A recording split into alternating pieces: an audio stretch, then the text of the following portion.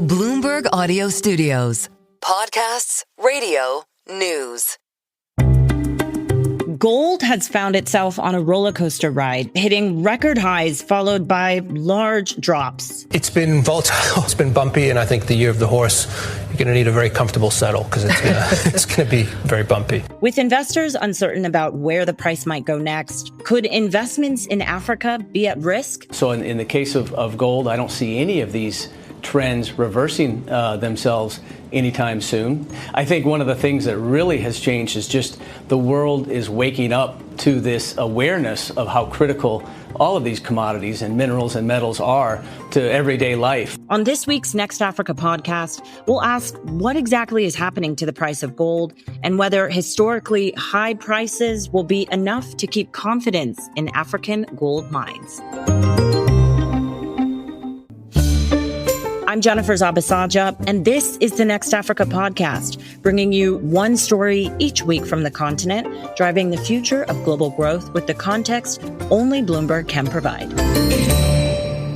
And joining me to discuss this today is Bloomberg metals and mining reporter Jack Ryan, and also Bloomberg Intelligence metals and mining analyst Emmanuel Munjeri. Thank you both so much for being here. It's been quite a few weeks and months for the precious metal. Jack, maybe let's just start with you because you've been watching closely what's happened to gold over the past few weeks. We've talked a lot on this podcast about the rising of the prices over the past few weeks. But now the narrative has changed quite a bit. Can you just walk us through from where you sit, what you've noticed? I guess you could go back to 2022, 2023, when central bank buying really kicked off in earnest. And that was kind of under the radar. It led to this kind of long, slow build-up in gold prices where we didn't really see significant pullbacks going through 2024, 2023. Then coming into last year, there was more speculators came into the market towards the latter half of the year. Retail investors, other types of institutional investors. You could see ETFs, which had been shedding gold over the previous couple of years, that now started taking inflows of gold. Speculators in futures markets were getting involved as well. And that just really accelerated through the year. And then through the early weeks of January, all of this background noise you had going on, crazy headlines about Greenland, about Jerome Powell, Venezuela, Iran. But right now, we are going to do something on Greenland, whether they like it or not. The U.S., as you say, has carried out a series of airstrikes in Venezuela, capturing President Nicolas Maduro and his wife. It's an existential moment for the Iranian regime. It was just kind of a cacophony in the background, which, I mean, all of that tends to be good for gold, and all of that was good for gold. Gold kept setting all-time highs, kept smashing through records. But that level of speculative interest, it does inevitably mean that you get serious pullbacks. And last Friday was, maybe the most serious pullback we've seen for a long time. For gold, at least, it was its biggest daily drop in more than a decade. So I suppose that's not surprising. And now we seem to have got past that correction, and we're trying to figure out what might be next for gold. I wonder, Jack, do you think the safe haven status for gold is still at play in this current environment? Especially, I mean, you mentioned a lot of the headlines that we got earlier in the year that was, fueling the rise in prices. Is it still a safe haven hedge, or are there other factors maybe at play in this current environment? I guess to an extent you can see it serves as a safe haven, maybe in a tactical short-term sense, and that you can see that it does often rise in the short term in response to negative headlines or geopolitical tension.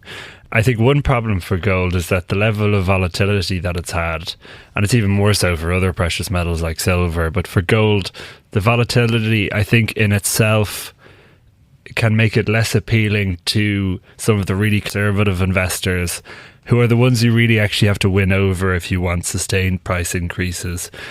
Big asset managers, pension funds, insurance funds, central banks, obviously.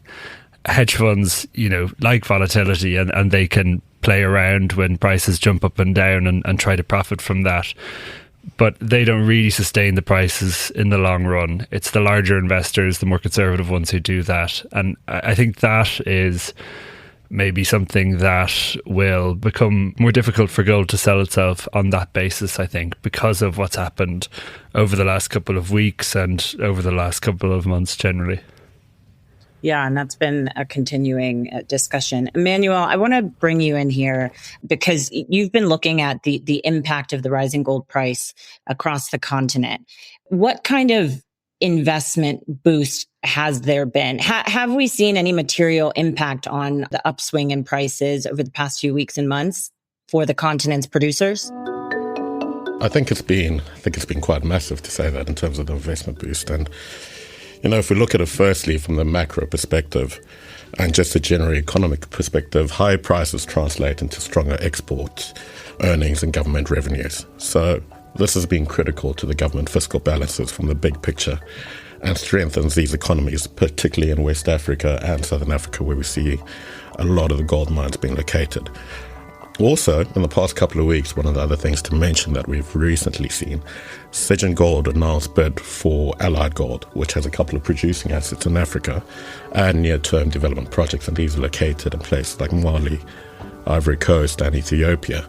So essentially what this has done is enhanced Africa's profile in terms of its attractiveness as a global player in the gold sector, because Africa has always carried what we call a risk premium in terms of investors. But now what this has allowed is diversifies the investor base beyond the traditional Western majors and can be a catalyst for more capital inflows into the African mining sector.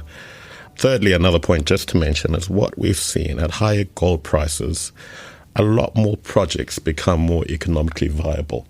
And this can be brownfield expansions, this can be greenfield projects, and the approvals of these projects now look more likely at higher prices. This trend started happening towards the back end of last year, and we're sort of expecting to see a similar thing happen over the next couple of weeks as a lot of the miners head into earnings seasons. They provide these updates towards their reserves and resource statements and the life of mine plans going forward. So these are all some of the key factors towards, some of the boost, towards that investment boost we've seen. And, we've got to realize that a lot of these miners are going to be sitting on large cash piles of cash. So the investor pressure that they're going to face in terms of, okay, what are you doing with this cash, is going to start to rise. And it's a big thing usually is, hey, some of this has to get returned back to shareholders, but a lot of this gets put back into future projects. So from our perspective, we're definitely expecting to see a lot more investment into future projects, a lot more inflows in terms of M&A. Well, and just on that, Emmanuel, I mean, it sounds like, the Bloomberg intelligence team is bullish on more M&A and projects. But just to Jack's point, that we are seeing more volatility. Does that affect your sentiment towards, the projects that we potentially see coming out of the continent? That's a good question. Mining is a long-term sector, and what we sort of look at, and what I think the miners in terms of their investment decisions or capital allocation decisions, or other investors look at it, they're looking for not necessarily avoiding the day-to-day volatility, but looking more into what's the long-term outlook on the prices. These decisions and these investment decisions are made today, but these projects are 5 years down the line, 10 years down the line in terms of when they might come into production. Some are more nearer term, but some can be more longer term. So you've got to look at what the long-term outlook is. In our view, we are still quite positive on the outlook for gold, and consensus, as you can see on the streets, also carries a similar view. So we are trying to avoid a lot of the day-to-day noise when you look at it in terms of the miners, and I think they are probably doing the same. And I think a lot of them are sitting in quite a good position, like I mentioned earlier, in terms of sitting on a good steady pile of cash, which is not usually the case for miners, and they're going to allocate a bit of this capital into future projects. I'm sure we're going to see a lot of that going forward now. Yeah, that's a good place to be and not paying attention to the near-term noise. Emmanuel, Jack, stick with us. When we come back, we'll talk more about precious metal prices and where things might now be headed. We'll be right back.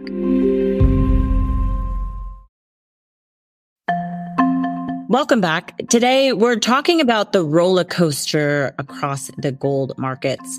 Jack Ryan and Emmanuel Munjeri are still with me. So, Jack, it's not just been gold where we've seen big movements. You're taking a look at some of the other metals where we've seen some wild swings, silver to mention. Can you talk about what else stands out to you from some of the other precious metals that have been really going through quite a volatile period, but for different reasons than gold? Silver is a really interesting one. And if you look at the price chart of silver over the last 50, 60 years, you know, it's so spiky that if you stood on it, you'd impale your foot, because there's constantly these rapid price hikes and then they collapse very quickly as well. Metals meltdown. Gold and silver continue to plunge, adding to steep losses seen on Friday. Gold and silver prices continued to fall after an historic crash. That happened in 1980, in early 1980. That happened in 2011, to a lesser extent in 2021. And now I suppose the question would be, has that just happened? Have we just had our peak at just above $120 before this, you know, really dramatic pullback on Friday, where at one point it was down by more than a third in one day, which is the biggest, you know, intraday drop in the history of the metal, going back a long, long way. I think one of the issues for silver is that you have sometimes spikes in investment demand. So demand for ETF, for the ETF, or demand for physical bars and coins. In this case, there wasn't that much available supply in bar form to trade. And so the market became quite tight, and prices obviously have increased very rapidly, you know, tripled in the space of less than a year. But then the other side of that is that there are, across the world, you know, many people with silverware in their kitchen. There's lots of silver in private vaults and just held in different forms that can, if there's enough demand, be converted into bar form and put out into the market to meet that investment demand.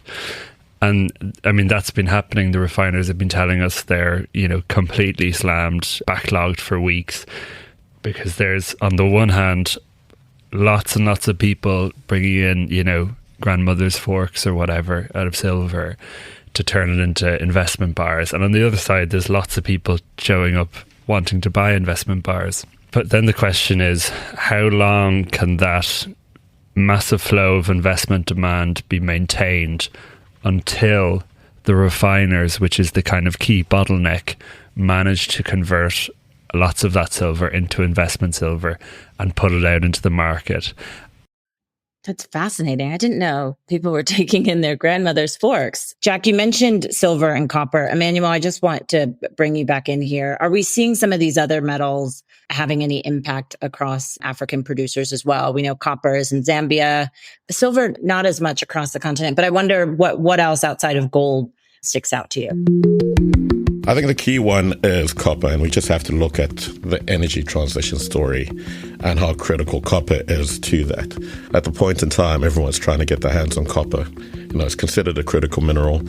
Governments, industrial players, it's a big story of resource security for the future, and a lot of those decisions are being made now. So Africa, like you mentioned, is blessed to have quite a mineral-rich region in terms of the copper belts across from Zambia and the DRC. Some of these regions are yet to be fully explored, and I think there's projects in the future we can expect to see getting approved, which again boosts investment into the region, boosts the outlook for these African economies, and can also help Africa be at the forefront of helping fill that copper supply gap that we're seeing in a lot of the forecasts and even our forecasts into the future, and the need for copper in the future. You know, these near-term price rises have to be supported by the longer-term fundamental outlook in order to get these brownfield and these greenfield projects accelerated. We should start seeing, similar to the gold sector, pick up in a lot more investment, a lot more M&A activity within the region. But also what we're seeing is governments are wanting to beneficiate a lot more of the project or the product and copper products locally. You know, it can't just be a case of shipping out the copper concentrate at the bottom end of the value chain, but trying to move further up the value chain. So a lot more of that investment to build those refineries, to build those processing capacities has to come into Africa.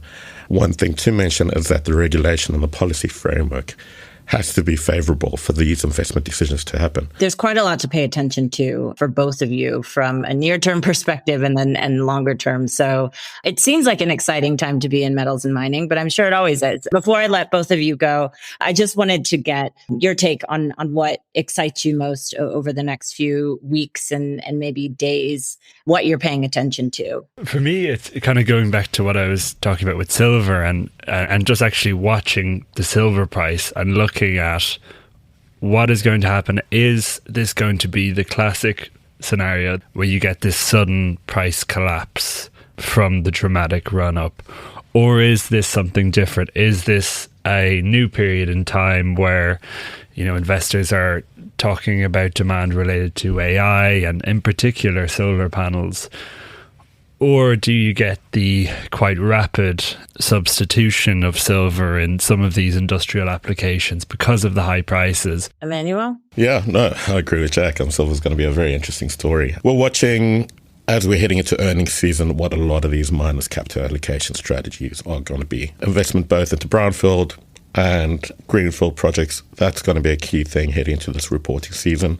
But from a metals perspective, fundamentally, I think we're still quite positive gold. Yes, one of the anchors in terms of the Fed independence has fallen away. The geopolitical uncertainty that I think we touched on and Jack mentioned earlier as to what's been driving gold, the central bank buying, a lot of that is still in play. And this anchors other metals in terms of silver and the precious metals complex. It's an interesting time, but be wary, like Jack said, of the devil's metal silver in terms of volatility. But I think there's still some positive anchors and positive support factors for gold and the precious metals complex as a whole. And you can read all of our coverage on metals and mining across Bloomberg platforms now. Here's some of the other stories from the region we've been following this week. The U.S. renewed a trade preference program with African nations for 1 year, though the step has little immediate impact because of global tariffs President Donald Trump imposed. Renewal of the African Growth and Opportunity Act, or AGOA, originally enacted in 2000, demonstrates continued bipartisan support for trade with the region in a politically divided Congress. And the head of Kenya's Independent Electoral and Boundaries Commission resigned 18 months before elections scheduled for August of next year. Kenya has a painful history of disputed elections that have resulted in violence, eroding public trust in the electoral authority. And you can follow these stories across Bloomberg, including the Next Africa newsletter. We'll put a link to that in the show notes. This program was produced by Adrian Bradley and Tiwa Adebayo. Don't forget to follow and review the show wherever you usually get your podcasts. But for now, I'm Jennifer Zabasajja. Thanks as always for listening.